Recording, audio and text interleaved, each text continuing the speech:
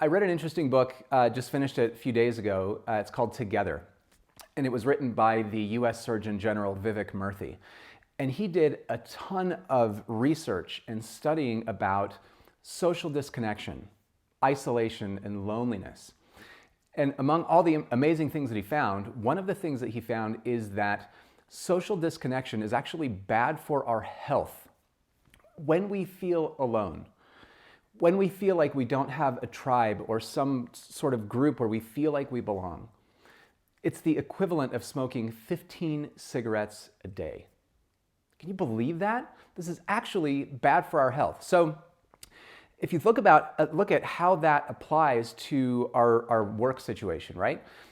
First of all, loneliness, the feelings of loneliness in people have doubled since the 1980s. Then you throw in a pandemic where all of a sudden we were either locked down or forced to not be able to be around each other, and transition that to now that we're coming out of the pandemic with hybrid teams and remote work and new people joining the company that we have never met and probably will never meet in person. This issue of disconnection is not going away. So what do? Well, we can't just hope that everything goes back to the way it was, because it's not going to.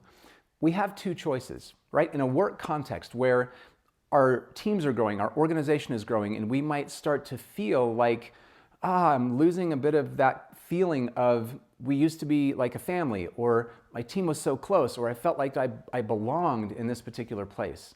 If that feeling is going away for you, this is an unfortunate reality that we're going to have to face together. And there are a couple of choices that we have. We can either sort of fold our arms and say, well, it's my boss's job to create this culture, or it's the CEO's job to, work with the chief people officer and come up with an initiative to build a team and to help us to feel connected and feel like we belong. Well, if that's the option that we choose, chances are we're not going to get too far. So I want to propose a second option. I call it lift where you stand. We all have the opportunity, and in my mind, the responsibility to positively contribute to the cultures we're a part of.